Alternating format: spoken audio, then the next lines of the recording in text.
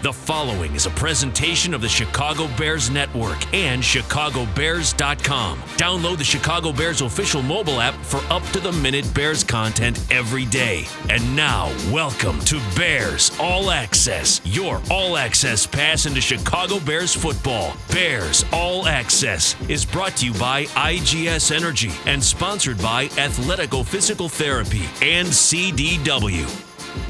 Great evening, everybody, and welcome in as we march through the business season. I'm Jeff Joniak, along with my broadcast partner from News Radio 105.9 WBBM, the great Tom Thayer. Oh, no day is peaceful in the business season. Not anymore, anyway. If this is the future of the National Football League, these last 2 weeks, Tom, I'm all in because it's so much fun. You just don't know what's going to happen next. Big trade today involving one of the best receivers in the NFL, and certainly arguably the fastest in Tyreek Hill, going over from Kansas City to Miami for 5 draft picks, and then he gets paid a bundle. That's just scratching the surface of our night. Coming up, we're going to be joined by our good friend and weekly guest, Jim Miller from SiriusXM NFL Radio, and then coming up at the bottom of the hour, the newest Bear, and starting center, Lucas Patrick, will join the program, one of the Bears' early free agent signings. Tom, good evening. How you doing? Well, you know, a couple commercials right before we came on the air, they used the word unprecedented. And this offseason is unprecedented. And the amount of money that some of these guys are getting, the movement of the quarterback position, what they're doing in the AFC, the coaching changes and the personnel movement, even with our Chicago Bears, it's just unbelievable. And Tyreek Hill, he's the fastest receiver in the league. He's not one of the best receivers in the league. This is a guy that they paid for, you know, what he is as a weapon. When you look at the best receivers in the National Football League, I would, you know, Devontae Adams and so on and so forth come to mind. And if he was the best receiver in the league and he was playing with Patrick Mahomes as he was the last couple of years, then I think that he would be even more explosive than he has the capability of being. So there's a fine line between fast and the best receiver in the league. The thing I got to debate you on, though, honestly, it's the fear factor that he instills in a defense. You can't. There's no such thing as deepest of the deep with that guy. And Granted, Kelsey opens up the field, and you know everybody's searching for this stuff. Everybody's searching for speed. Bears want speed. They want speed on both sides of the ball, and so that's what Miami paid for there, and to stretch the field and give Tua something deep. And boy, that one I didn't see coming, but I didn't see a lot of things coming this offseason. But the quarterback carousel and what's been going on and the load-up in the AFC overall. But this week, I mean, we all respect Matt Ryan, Tom. Great respect for Matt Ryan, and Atlanta did him right, sent him to where the team he wanted to go. If he's not going to be in Atlanta, and I think he was probably put off a bit on what happened there and their dalliance with Deshaun Watson, who could have wound up there, but Cleveland just opened up the vault. And he goes to the Indianapolis Colts. And I think that's a nice situation for a guy on the back end of his career, 14 years in, and still a guy that can get the ball up and down the field. Right, and the pressure is enormous because they brought him here to win a Super Bowl. They didn't bring him here on a couple-year deal to come and get settled in your first year and let's make a run for it by next year, because you never know what's going to be happening next year on the board. And so, you know, you go back to the 80s when the Bears had Willie Gault. The reason they had Willie Gault is because the first couple plays of each game, they sent him downfield, and they exposed his speed. So now all the defensive backs were on high alert. Does Tua down in Miami have the arm to throw it to Tyreek Hill if he opens it up and he has no hesitation from the line of scrimmage? So yeah, there's going to be so many question marks going into the season. You know, still what's the landing spot for a couple guys out there? And, you know, but this is Bears All Access. So yes, that's my concern. Bears play the Dolphins this year, so It'll be in a regular season. The Bears will be facing the Miami Dolphins. In fact, the quarterbacks that they will face, I think Brad Biggs from the Tribune put this all together this year. Obviously, you've got the guys in the division: Goff, Rodgers, Cousins. Then you got Dak, you got Daniel Jones, Jalen Hurts, Carson Wentz, Jared Allen, Tua, Mac Jones, Zach Wilson of the Jets, Davis Mills for the time being in Houston, Trey Lance, and I guess Marcus Mariota now in Atlanta. So those are the quarterbacks, and I always, whenever the schedule comes out of teams you're going to play, not necessarily when you're going to play them, I always start with the quarterbacks you're going to face and then I look at the pass rushers you got to stop. And that's where I begin the process because, again, you don't know who's going to be where or if they're going to be healthy enough to play the week they play. But that's where I start. Where do you start when you look at a schedule with the Bears? You know me, temperature. Jeff. First of all, yeah, I look at temperature. Is there any extreme, either on the front end or the back end? When do they play Miami in Miami? When will that be? Because those are game changers, Jeff. You and I have sat on the sideline of that Miami Dolphins stadium where it was been over 100 degrees, and I'm sweating profusely while I'm standing there with the microphone in my hand, and it's the same thing I thought about as a player because the extreme heat made me uncomfortable. But now it's almost you're going to have to, okay, let's wait and think about the teams until the regular season roster comes out because that's when we'll know a lot more about these guys. When you look at these incomplete rosters, the draft is yet to take place, free agency is still going on. Honestly, unless you're a veteran team that has all the pieces in place, most like Indianapolis Colts where they just bring in a fresh quarterback, there's so many changes. Tell me the 4 receivers that are going to line up in the first 4 wide receiver package for the Green Bay Packers. Things like that. So there's so much uncertainty right now. It's fun to speculate, and it's fun to talk about. Well, you'll be happy to know the Dolphins are at Soldier Field this year. And as I look at it, Dallas is indoors. You got cold weather games. Atlanta's indoors. You're not going to have to worry about sweating this year, Tom, unless it's an extraordinarily warm day somewhere in the NFC North.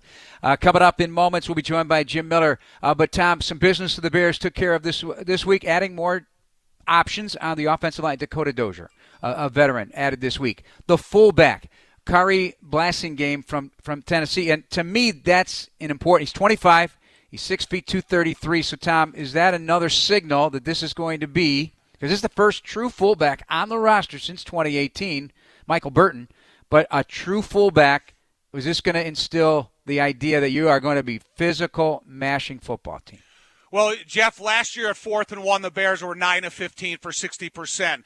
Their opponents were 10 of 14. On 3rd and 2 or less, the Bears are 25 of 41. So every time I saw them get into a formation that didn't help win a 3rd and 1 and a 4th and 1, whether it's the quarterback in shotgun with no lead back, all those types of things, it just screams fullback to me. And if you have a guy that's willing to put his head down and charge at that oncoming linebacker and create that 2 to 3 yards they need to continue the drive to keep their offense on the field, I'm all for it. Because I know those are small sample sizes of 4th and 1 and 3rd and 2 or less, but you got to be successful if you're going to be an offense that's going to stay on the field.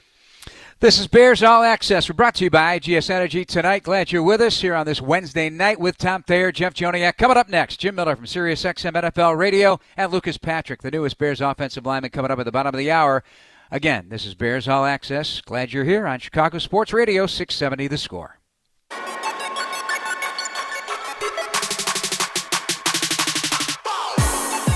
Welcome back to Bears All Access. It's brought to you by IGS Energy. Choose clean energy for your home at IGS.com because every good choice adds up to a better world. With my broadcast partner, Tom Thayer, and now our weekly guest, Big Bad Jim Miller, former Chicago Bears quarterback leading that 2001 playoff run, and now the man at SiriusXM NFL Radio is moving the chains with Pat Kerwin, enjoying the business season as we touched on last week, Jim. It keeps getting better and better and more interesting. How do you put this in all perspective? It really is. It's fire. Remember how teams, now draft picks are like Halloween candies. You just pass them out, right? Remember how you used to just, hey, man, we believe in building our team through the draft, re-signing our own, all those type of things. But it's kind of a now league now. I think these general managers, they feel the pressure. They know it's not going to be a decade or longer job like it used to be, and so they're wheeling and dealing, man. They're making moves. And that move today, Miami basically re-signed their whole defense. They, signed Teron Armstead. They brought in Connor Williams to play left guard. That now you've already got Waddle, who's a number 1. They signed Cedric Wilson, who's a true number 3, and then you trade for Tyreek Hill. I mean, they're kind of a now team. They got Gesicki at the franchise tag at the tight end position. They brought in 2 running backs, so they're kind of a now team right now. And I think even signing Teddy Bridgewater, who was kind of coy on, well, we'll leave that discussion with the coach and myself about what my role is here. But basically saying if Tua falters, Teddy's going to play. They're kind of a now team. So, we saw last year the Bengals flipped the switch and they went from worst to first, and Miami's kind of all in right now. But you're right, man. It's fireworks every single day. It's been fireworks since even before the tampering window, what the trades that have gone down this year. So pretty amazing.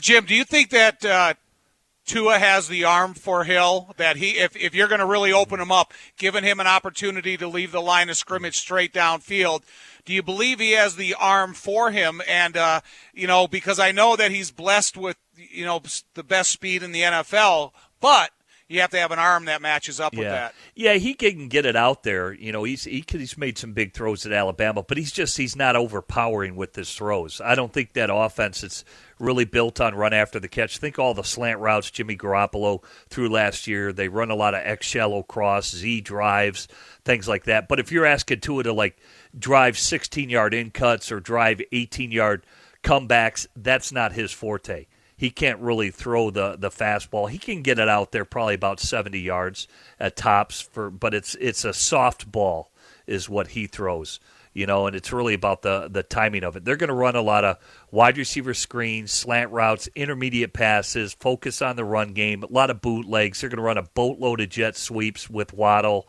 and Tyreek Hill, and just get him in space. That's where he's so dangerous. And you're right, they'll mix in some go routes here and there and to say, hey, Tua, take a shot just to keep them honest defensively. Bottom line is they won 7 games at the end of the year last year. They did it with defense, and they're putting all their money in the offense. And if Tua fails, this is kind of it for him. It would be my take. It's kind of incomplete in terms of his grade. Right, he came in, he had the injury with the hip, and he admitted he didn't get in the playbook, admitted he didn't work hard enough. Then they changed offensive coordinators. Last year was better. It wasn't great, but it was better. And now, Mike McDaniel didn't draft him, right? He's a coach that was there prior to Tua. He says he's all in with them, but if he fails, they're going to go to Teddy Bridgewater. That's basically what it is. Says they feel that they've invested a lot around that quarterback. Tom Thayer, Jim Miller, Jeff Joniak here on Chicago Sports Radio 670 The Score. This is Bears All Access with Brian Callahan, our producer. Thanks to Dan Brilli as well this week. All right, so let's look at what the Bears have done. A modest trip through free agency at the moment, and many more options will present themselves all the way up and through training camp with cuts. I think this team will continue to look for deals that will fill the roster with the type of people they'd like to have here, either to kind of set a foundation, or guys that they're going to hook their wagon to with longer-term opportunities or prove-it deals, as has been the case. Jim, we'll continue with you real quick here on just what they've added this week. Couple of receivers, Byron Pringle and Marquez Valdez-Scantling. We're going to hear from Lucas Patrick here at the bottom of the hour. You got on defense Al-Quadin, Mohammed, Nicholas Morrow, Justin Jones, Joe Thomas earlier in the offseason. You got Dakota Dozier on the offensive line as well. They took a look at former Northwestern quarterback Trevor Siemian the other day, according to multiple reports on the NFL Wire. So in whole, I'll start with Jim, head to Tom, and what's your look at this so far? Yeah, I mean, it's unfortunate what happened with Ogunjobi. I think that was the guy that they want to sign, but quickly changed. And you always got to have one or two guys you're going after, and they signed Justin Jones. So now I still think 3 technique needs to be a priority in the draft. Now, if they're able to move up and position themselves to get a 3 technique, I think is critical. I like even today's signing. I mean, there's no harm in following in Dakota Dozier. On the practice squad all last year for Minnesota. He's a guy who's played. He started 27 games, and he'll if he has an opportunity to get in there and play. But I think he's more depth from that standpoint. And again, I think for the Bears, it's not like they can be huge spenders in free agency. I mentioned I would have liked Teron Armstead, but 5 years, $75 million. I think that's pretty pricey. But that's what the big guys are going to – that next year I think will be where the Bears do that. So I think they're being fiscally responsible. Next year is probably the year they dive in, but they're getting good quality players in a buyer's market that can play. Like Nicholas Moreau, that's a good linebacker, man. That guy is very good in coverage. I like that signing from that standpoint. And bringing in guys offensively, as we mentioned, that know the offense, whether it's Lucas Patrick or St. Brown, and the receivers, as I mentioned, that have familiarity. Byron Pringle, I've got no issue with at all. I mean, that's an up-and-coming player. He kind of carved out more opportunities for the Kansas City Chiefs. He's in that young window of free agents you do want to sign, and it's just a one-year, $4 million deal. So there's no harm, no foul there from that standpoint. Look at Juju Smith-Schuster. I mean, that was a one-year, I think, 3.25. Yes, he's got incentives to make big money, but for him it was about going to play with Patrick Mahomes and be with the Kansas City Chiefs. But, I mean, it's kind of a buyer's market right now, and there's still a lot of good players out there that Ryan Poles can tap into. Well, one thing makes me nervous when you talk about the Armstead contract and what he got to move over to the Dolphins. If next year we're doing the same show at this time of the year and we're talking about how can you go out there and tap into the NFL offensive line free agent market, then that either means the two young guys they drafted are not going to be successful in the NFL. And I think that's a big setback, because if you can get success out of Larry Borum, you got a deal there, because where you were drafted him, and he showed he has the ability to be a starter. Now, if he matures this offseason and comes in, and I like I said, I like Larry, and he comes in with that attitude and that mentality of being a dedicated 17-game-a-year starter. And then we also have to look at their body differences, because when you look at Dozier and Patrick, two guys are bringing in, they are that 6'3", 6'4", 310-pound template that Ryan Poles is talking about. So I'm really interested to see the transformation, because I don't think you can ask Justin Fields to go out there and attempt to be a good quarterback according to his athleticism and be unprotected at times. So, going into this offseason, I like the fact that they're going out there and trying to bring in offensive linemen with versatility and experience to try to make the training camp more competitive. All right, time to step away for another break. Coming up at the bottom of the hour, Lucas Patrick, Bears offensive lineman, joining the program. This is Bears All Access tonight with Jim Miller and Tom Thayer. I'm Jeff Joniak on Chicago Sports Radio, 670 The Score. This segment of Bears All Access is brought to you by Athletico Physical Therapy. Visit athletico.com to request an appointment in clinic or virtually and start feeling better tomorrow.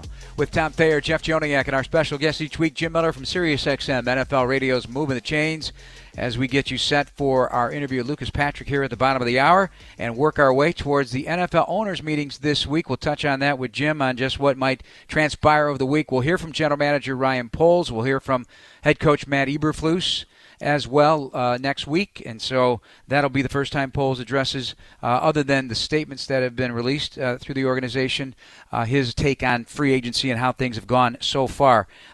Tom, overall, you always bring up things like pressure. Who's going to be dealing with the most pressure at any given time, at any juncture in the season, leading into the season? And let's take a look at the NFC North, because you would like to know which quarterback is under the most pressure. And there's many different contexts to that, because you often think, well, Aaron Rodgers doesn't have any pressure, right? He's got the money. He's back in Green Bay. He thinks he's always going to be in charge of everything that goes on in terms of the win-loss record, and they have had that with him. Then you got the uncertainty, will Detroit go for a young quarterback? You got Minnesota giving Kirk Cousins a restructure, and then you got Justin Fields. So break it all down and where you think the most pressure lies, because I think it's always ever present. Well, yeah, to me, there's a lot of pressure on Aaron Rodgers, because with the amount of money he took, we said, if you can tell me the four receivers that are going to line up there day one of the season, you'd win some type of award, because I think there's so much certainty. And when you go and you sign Aaron Rodgers to that much money, it's Super Bowl or bust. There is no continue to develop, learn with your new coaching staff over there. Try to supply enough to this football team of positive messages during the offseason that everybody's excited to see you and not, shying away from you. And then you look at Jared Goff when he went through that big trade and what Matthew Stafford went and did with the team that, that they switch teams and Stafford goes and wins the Super Bowl. Kirk Cousins, here's a guy that's been, taking a lot of money each and every one of the years that he's been with Washington and now Minnesota. And so what they seem to be ready to offer him another year. And then you look at Justin Fields, because this is the guy is just at the tip of the iceberg. I mean, his whole career, his whole future is ahead of him. And when you look at his athleticism and his development coming in with a new coaching staff, he's the guy that can come in here and have a second year that a lot of these, great quarterbacks end up having. He could change the whole culture of your football team. Green Bay is what it's going to be. Minnesota is what it's going to be. In Detroit, there's still some question marks, but you don't have a young, inexperienced quarterback. So now when I look at the pressure on the quarterbacks, I think Aaron still has the most pressure on him, but the guy that can take the biggest leap in success is Justin. Jim? Yeah, I think Justin is going to make a big leap. There's just no doubt. Just his routine, how he prepares. He's now experienced the length of the season, how game planning is gone about in the NFL, how just how you watch film in terms of your third down reels, your red zone reels, and how everything is kind of compartmentalized. I think that's a process you get used to from your first year to your second year, and he's just going to be physically more prepared for the challenge that he's got to go through this offseason. The earlier he gets in the playbook, the better. We've already gone over that hurdle of calling plays in the huddle and taking command and how you accentuate your voice and all those things. And he's learned all those and was able to accomplish some of those things. He really has never done at the collegiate level what is demanded at the pros. But again, now it's the process of learning a new offense. There's going to be some carryover. There's no doubt about that. But Luke Getsy is going to want to, maybe read some things differently here. Maybe the progression reads might be different on certain plays that may be similar principles.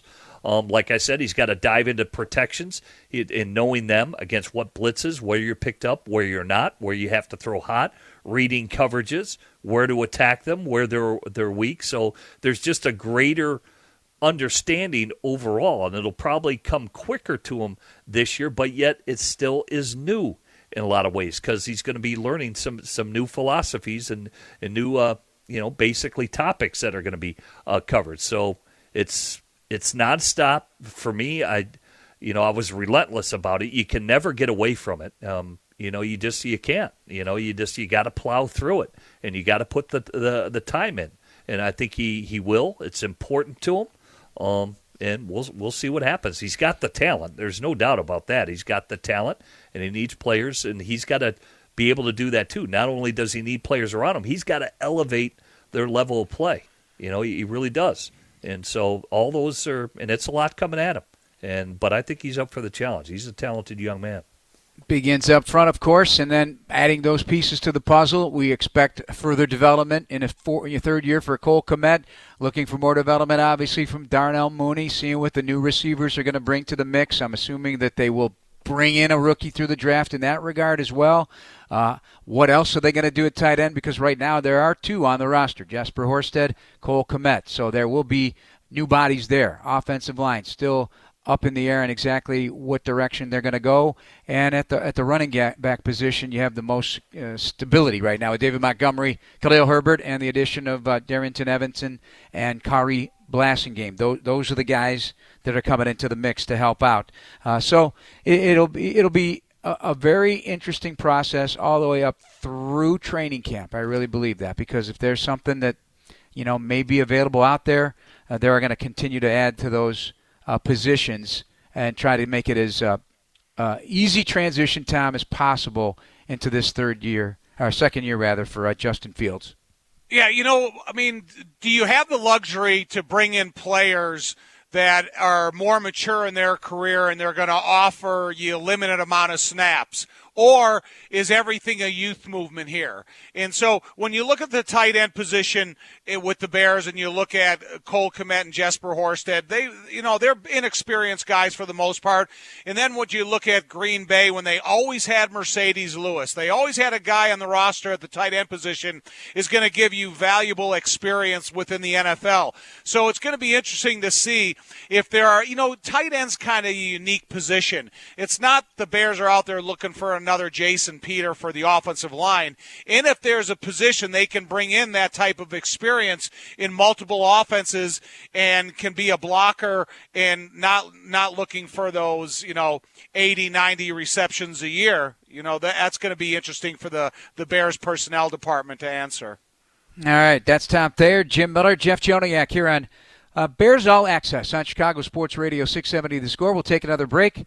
Again, we thank you for listening tonight, and we will have Lucas Patrick coming here shortly on Chicago Sports Radio 670 The Score.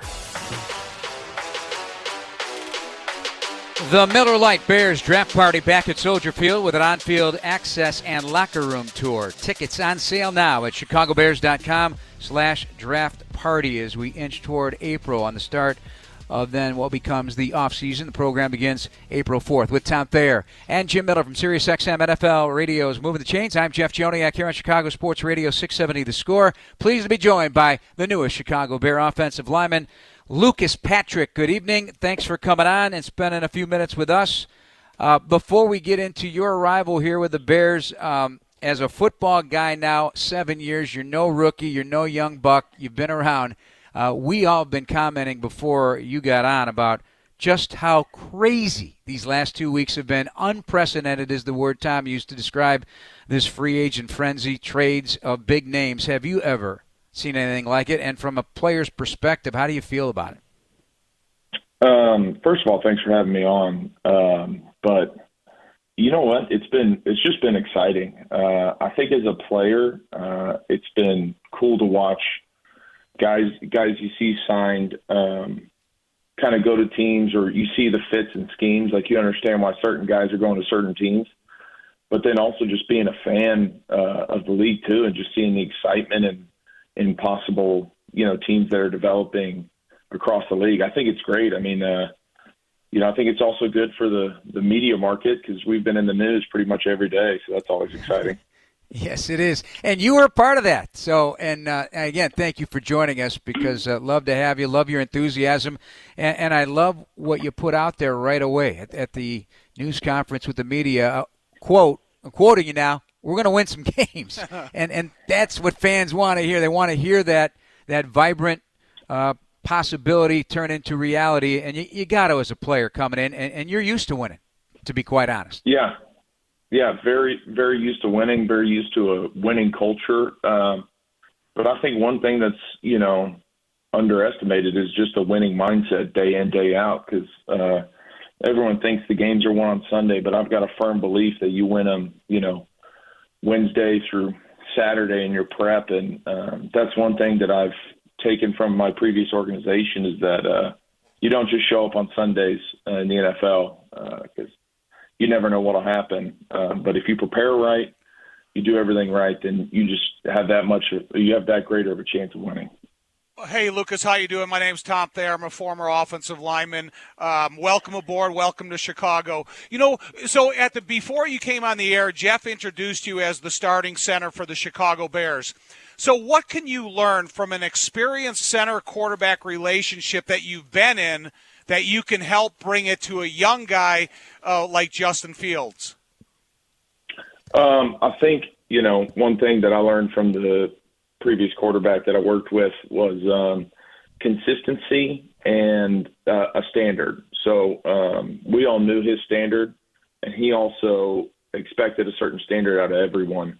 And that's just something that, I'll be able to come in and either help instill or help, even whatever Justin's been doing is, I think it's also good to echo or reinforce what he's doing, because he's clearly been doing a ton of things well to get to this point. And So yeah, really just there to support him and kind of whatever message he wants to bring. Be one of the first guys to jump right behind him and echo what he's saying. So, one thing Ryan Poles said immediately after he came aboard was kind of changing the template of the Bears offensive line from what it was in the last couple of years to where he wants to go. And it seems like you're the exact size of a guy that he wants to bring in. Is this something that you're comfortable with? Is this what they've always encouraged you to be at this weight and the size you are? Or is there anything that you need to change at this stage in your career? Yeah, I mean, I think when I shifted into this offense in 2019, I definitely had to change my body composition a little bit. And there is some stuff that will help in this offense when you're kind of a leaner. You're able to run off the ball and play the game how it's supposed to be played. And, it's something you got to stay up on your conditioning and look at your body fat composition. But we are going to run the ball. We're going to, do some things still old school, so you can't just necessarily be out there all light and right, not moving people. But yeah, it's an exciting offense, and it's one that I've really grown to love, and I think it's an old lineman's dream offense. We want to run the ball well to set up the pass and get things rolling and make things as friendly as we can for number one. Lucas, Jim Miller here. Congratulations, and hey, welcome. You made a good decision coming over from the dark side, man. Good to have you. So, but let me ask you this, because all the things you just said there, I love it from that standpoint. How, it's not only just bringing along a young Justin Fields. We've got a couple of young tackles. We talk about Tevin Jenkins and Larry Borum. And how quickly is the pace of install? Because I assume Luke Getsy, he's going to have a pace of what he wants to install things and how quickly to get this thing up and running with having guys experienced like yourself in this system that really can disseminate it to all the offensive linemen and even the tight ends for that matter. Yeah, I mean, I think Coach Getsy he's an amazing teacher. So any install is easier with him and previous coaches that I've worked with. He just has a way of relating the information to you so well. But the nice part about this offense, and specifically the run schemes we really got to dive into up front, is they're very complementary, and there's an easier way to categorize them in both the how many backs we have in the backfield to, if we're running strong or weak, or if we're running certain plays depending on mic declarations or whatever, that you can kind of put them into I'll go old school, a Rolodex, and sit there and kind of be like, rely on this play and why it marries with this play, because a lot of football sometimes is taught X's and O's, but Coach Getsy is really good at teaching the why for the X's and O's, which I think helps players take the information and understand conceptually and not just assignment. Lucas, Patrick. Oh, sorry about that, Jim. Go ahead. I cut you off. Sorry. I was just going to ask you. It was great playing with Olin Cruz, because he used to challenge me as a quarterback. I mean, he literally could see the secondary, and I took pride on not missing blitzes, and of course, every now and then he would correct me and recall the mic and things like that. So it was fun. It was a really good back and forth. But I was a veteran quarterback from that standpoint. How can you break out in those discussions with young Justin Fields and say, hey, man, this is what I'm seeing. What are you seeing on this? Will you make a recall here? Or, maybe just touch on that a little bit of the conversations that you do have with your quarterback to make sure everybody's on the same page. Yeah, I guess I'll go football nerd on you, but I think you got to understand these protections, how many can handle 3 to 4 strong or 2 to 3 weak, and really understanding the schemes of defenses and understanding, where linebacker location is tends to give away where they can overload a pressure, where they can bring a combo pressure. And watching film in that way, and also playing with the quarterback I did for the last 6 years, he was in an offense for, I want to say it was 10 to 15 years. So that, there's protection adjustments, and there's the adjustments for the adjustments, and then he took that into the new offense. And that's something I hope to get Justin on the same page with, is that, you can protect for 4 strong and 1 protection, but there's also different ways to do it and different calls that can make a hot throw easier or make a protection adjustment easier by using a different verbiage or a different principle of the protection. So really just trying to bring a full toolbox and trying to, use the best tool at the right time, because at the end of the day, play clock's winding down, and to pass information quickly and very concisely is the most important thing. Lucas Patrick, our guest here on Chicago Sports Radio 670 The Score. This is Bears All Access. We're brought to you by IGS Energy with former Chicago Bears Tom Thayer and Jim Miller. I'm Jeff Joniak. Lucas, you come from Brentwood, Tennessee. What's that, about 10 minutes from downtown Nashville? And by way of Duke, one, what was your major at Duke? I should have looked it up, but I'm going to ask you instead. and second of all, Jim just mentioned Olin Kreutz, who I felt was a very smart football player and a nasty guy up front. You don't want to mess with Olin. You didn't want to mess with Jay Hilgenberg and Tom Thayer and Mark Bortz on the Bears' 85 Super Bowl offensive line with Jimbo Covert at one side and Keith Van Horn on the other. And I've always felt you kind of have to have an alpha or two on the offensive line. That being said, would you major in at Duke, and do you feel you're an alpha-type personality football player? So I majored in history, minored in education. So really using all of that in my current profession. Well, what drew you to history, first of all? I've always just enjoyed history. It was something that was interesting to me. And when I first showed up to Duke, tried to do something significantly harder and quickly found out I wasn't cut for that standard. So moved into something where I could write some papers and talk my way through answers. But to speak on Olin, I mean, his career is something I think any player would dream to have, and just the style of football he played and how consistent he was. He is the standard, and if that's anything I can bring, that's maybe 1% to 5% of what he did, then I would call it a successful career, or what I'm bringing to the Bears. Lucas, just think, if you become the longest tenured Bear to ever wear a Duke uniform, that means you're going to play well over 300 games, because that is Patrick Manley. But, Lucas, in the times that I've gone through coaching changes in my career, I always kind of listen to the first couple times they address the media at the podium. And when Matt Eberflus says, these guys, they better bring their running shoes, I didn't know if he meant the running game or you guys better be ready to run. Does that you ever think about what that means in terms of what you got to be ready for once you guys come all together on the field? Well, I think it's two-sided, and judging from the conditioning packet I got, which I ran this morning, trust me, I'm going to bring my track shoes, not my running shoes. But it's just a mentality, and I think that's one of the great things that he did in his previous spot, and we played against them, and their whole defense played tough and relentless, and I'd say speed. I mean, literally, when you were playing the Colts, it was like speed everywhere. Everyone was running, and it was exhausting, like, to play against a team like that, and to know that that's your head coach's. He wants everyone to have that exhausting play football how it's supposed to be, and pretty much make the team have to beat you not only X's and O's, but physically and mentally. It'll wear a team out, and I think it's a great advantage that we can play to.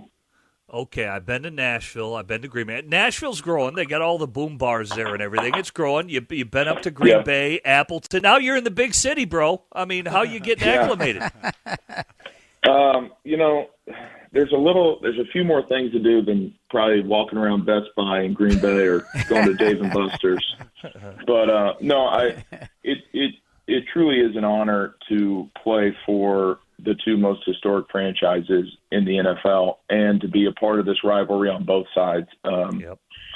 It's a true blessing, and I know there's not too many players who have had this honor. But yeah, we're adjusting to Chicago right now and looking at homes, and there's a lot more to do, but it's exciting. And my wife and I, we took numerous trips down to Chicago during our time in Green Bay because of how close it was, and we loved the city. We loved the energy around it, and I mean, it's a sports town. You can't pretty much go more than a few weeks without watching some type of major sports. So we're super excited and fired up to be there. We do love our town. We do love the sports mentality and the passion of the fan base. Certainly no more greater than Chicago Bears fans. So appreciate it. Thanks for taking the time tonight, and come back and join us again, will you? Good luck this season. Definitely will do, and appreciate all y'all, and looking forward to it. Good to have you. Thanks. Lucas Patrick, the Bears' new offensive lineman, playing center as it stands right now for the Chicago Bears of 2022 and beyond. We'll take another break, our final one tonight before our final segment with Tom Thayer, Jim Miller, Jeff Joniak. This is Chicago Sports Radio 670 The Score.